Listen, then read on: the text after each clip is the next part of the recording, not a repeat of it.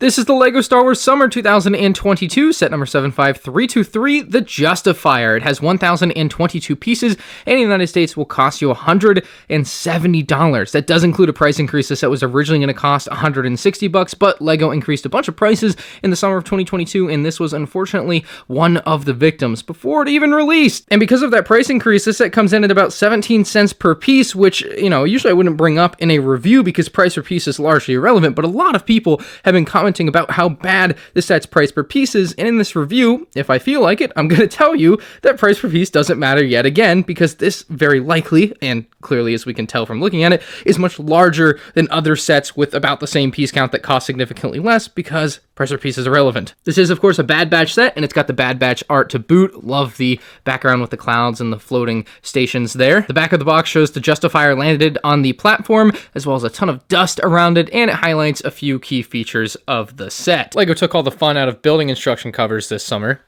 6 numbered bags complete the model, and some redundant advertising in the back. Does this mean I have to tell you twice you can watch all these reviews on my channel? They're certainly not going to watch themselves. Our first figure up is Hunter. He is exactly the same as he was in the 2021 Bad Batch shuttle. He does look very good, but we're not going to be seeing the new helmet holes here either, which is definitely ideal. He doesn't need them. He does have the knife accessory, and underneath that helmet, a pretty fresh looking face with the bandana printed on. There's his second face with a little angrier expression, and he gets that included hairpiece back as well. The other returning figure for this set is Fenik Shand. She is fantastic here, and she actually does include the helmet, unlike in the Book of Boba Fett's Palace, so that is definitely a welcome inclusion, because I don't think the hairpiece included looks very good. In fact, it looks, quite frankly, terrible. But she does have a ton of print details, as well as a second facial expression there on the other side. We finally have our Omega minifigure. This is a pretty faithful recreation of the character that we see in the show.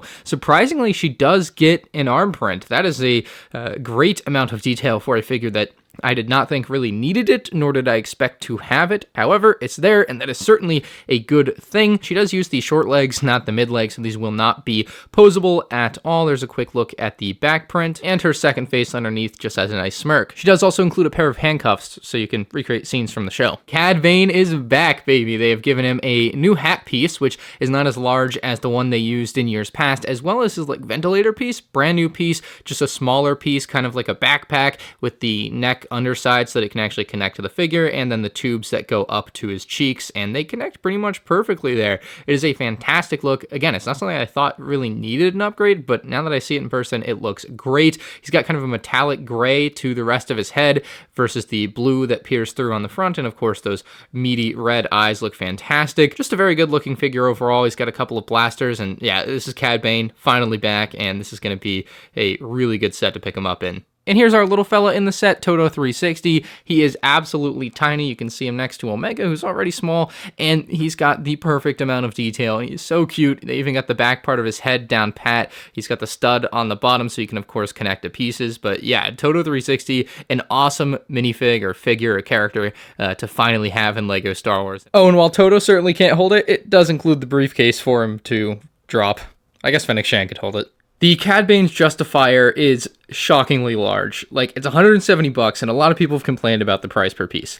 And I adamantly disagree that it matters here at all whatsoever. There are so many large pieces on this set, and it is just a big set. Comparing the Justifier to a couple other very large summer 2022 sets, you can see that relative to them, it is much larger and therefore should be relatively more expensive. You can say that all of these are overpriced and LEGO is running the ultimate scam, getting everyone to pay for molded plastic, but in the world of LEGO and what things are priced at, I feel like the Justifier, for its size and weight, not necessarily the sheer empirical number of pieces in the set, it's kind of worth the $170. I mean, this thing is freaking massive compared to these other two sets. It makes them look small. Obviously, the Justifier size is of no question at this point. Its color scheme is dark gray and black, which I think generally looks very good on this ship, and it's going to make a nice addition on your display, and I think it does really stand out compared to a lot of other things that we get, obviously, in the light gray, maybe light gray, black color scheme. But taking a look at the cockpit area, it does have a very nice shape to it. However, it also makes use of a lot of stickers, and it's definitely a point of contention for a lot of people, and I would say these ones especially are worth being upset about because they can be very tough to put on, and if not applied correctly,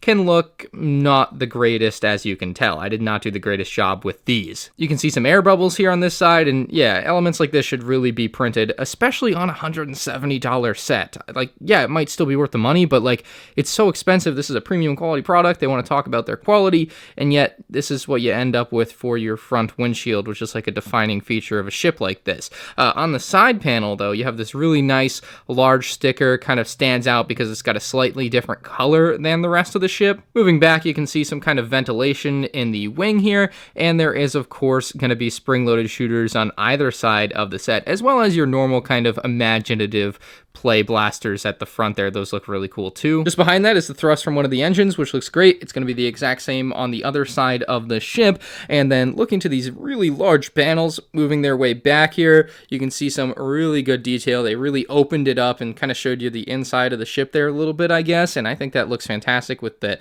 little splash of red to add a bit of color. And then down the spine of the set, you can see on the top, it's really nicely detailed. And as you make your way back, it kind of hollows out, and that is to fit the function for the hammer engine thing at the back. And yeah, it definitely doesn't look the greatest when you can see all the Technic inner workings right there, but I don't think it looks bad particularly, and I certainly think it's worth it for the feature or function that you're going to end up having here on the back end. So essentially what happens is, as you lift the ship, nothing happens. So you actually have to do something. So you see this large piece on the back, counterweight hammer, whatever you want to call it. You actually can push it up, and you'll see the Technic start to move there. You push it up as you lift the ship up, so obviously you have the space for this to come underneath. The whole thing is lifted up, the landing gear is brought up, and now you have it in this amazing looking flight mode. You can still set it down like this if you want, and that way you can even display it in its kind of flight mode. And it won't be as deep on your shelves, so if you're really pressed for space, this could go a long way for you. So yeah, once you got that up, you can grab it by its like belly. This is definitely the best place to hold it, to fly it around. These like wings or fins or whatever are definitely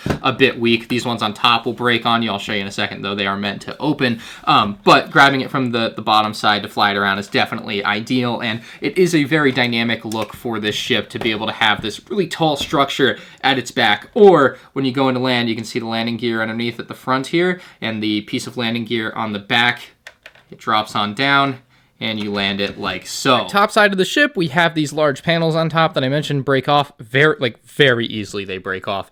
So if you go to grab it like this, you're probably going to break it. Not that it's not easily fixable too, but you can lift both of these panels up like so, and inside of each, you'll have an extra spring-loaded shooter stored there, which is nice. Usually when they include extra spring-loaded shooters, they just kind of get thrown wherever you have a bucket for them. But on this ship, they actually have a storage area, which is great. And then you can see some of the mechanism that lifts that landing gear piece up when you lift this whole thing up. I'll show it to you. So I'll lift this and you'll see it all lift up. There's the landing gear on the side lifting up. And then again, when it goes back down, it drops like so. And before we dig into the interior, I just want to show you how cool the back of the engine looks. Very nice with 4 separate thrust areas. That's like 6 total on the ship. And then I want to tell you how weird this technique at the front is, where it's basically like an illegal building technique. I mean, they use these 45-degree angle pieces and they literally just stick them between the studs. They're not actually like attached to pieces like most of the other pieces are.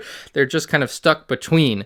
It's like really interesting. Accessing the ship's interior is really simple. All you have to do is flip it around, take a look underneath, and there's actually a hatch here for you to pull on down, and that is your full access to the interior. It's pretty crazy. Okay, I'm kind of joking. This is just a slight back section, which if I can get it out, there's some accessories in. Come on. See, it's easy. So they have this, which I basically stuffed in the back of the set because that's where it felt like it made sense to go. It's just some small extra scenery or accessories that you can place inside of Cad Bane's Justifier. It honestly doesn't add much to me for the set, but it's there. Theoretically, you could also have like characters walking in and out of here, but like I said, I just figured that that fits there, and so it should probably go there. The actual goods section of interior can be accessed by just lifting this up. It's simple, it's not connected with any studs, it's held in just by its fit alone, and it works. And you actually have a reasonably sizable interior. I mean, this is no Millennium Falcon. You're not getting the full like interior around the whole thing. Don't expect that. It's just Cad Bane's seat, some space behind him, and a little jail cell for Omega. What I actually find really frustrating about this set is these little bins back behind where Cad Bane's gonna go. They house a couple of like thermal detonators and a lightsaber hilt, but they always fall out. Like you can see, I didn't stage this before opening it so that it would look all pretty. I left it the way it was after just a little bit of play, and you can see they're just strewn about the room. I pulled this panel out to make it easier to look in, but Cad Bane's seat is one of the best seats I've seen on a Star Wars set. Getting him seated here should be an absolute breeze. Just drop him in like so. Cad Bane placed inside, you can kind of slightly see him through the windshield. There he is from the top, and I placed Toda 360 behind him. Now the small red laser jail cell at the back is just that, a small red laser jail cell. However, it does have a good function that allows you to get inside of it very easily, because otherwise you don't have a lot of space. Like if I grab Omega over here and bring her in, she is going to have a hard time fitting in there. Like me trying to get her to stand up, I guess I can really be careful enough to drop her in there. But like typically, like she's in there, you can't get your hand in there, whatever. But luckily you can pull this up. It's connected to some studs at the bottom, and you can either free Omega, or she breaks out herself, obviously, by tricking Toda 360. Could have used some tools in those bins instead of thermal detonators, because like she uses tools to take him out, but then she can escape to whatever. Obviously it's not like a 2-scale size thing with Cad Bane right there. He would have noticed her trying to escape in the actual show, but I think the function is shown off well enough here, and I think it works decently. It's still a bit of a tight fit even with the red thing removed. Like it's still tough for you to get your fingers in there as like an adult. If you're maybe buying this for a little kid, they'll have a better time with it, but at the end of the day, this interior is no Millennium Falcon interior. There's still just not a ton of space. I don't think there needs to be. Like it represents what needs to be represented here, but yeah, it's a bit of a tight fit at times. At the end of the day, I wish there was a little bit more. Ultimately, like as an adult that's going to put this on a shelf at some point, right? Like I don't care really. I think I look upon this set more favorably than most. I'm most of all just shocked that it exists in the state that it does, as large as it does. It's kind of insane that they made this thing. The figures are great. It's definitely, you know, the only way to get Cad Bane right now in Toda 360 and Omega, so that's definitely going to drive some purchases for some people at this $170 price point. But ultimately, I'm really impressed with the ship. The only place where it fell short of my expectations was that Omega jail cell. And I guess those, like, accessories that keep falling out all over the place, although that, I mean, that matters a lot less to me than, you know, than for a kid that's going to end up getting this for their birthday and not be able to play with Omega in that space because it's so tight. But everything else about this I generally like, and I think it's going to end up at like an 8.5 out of 10. This is definitely not the best thing ever, but it's also not like the worst set of the summer wave or anything close to that in my opinion. I like it, and like I said, 8.5 out of 10. If you guys do decide you want one, I'll have affiliate links down in the description below. You can help support the channel, and you can check out the rest of my LEGO Star Wars Summer 2022 set reviews on the end screen now.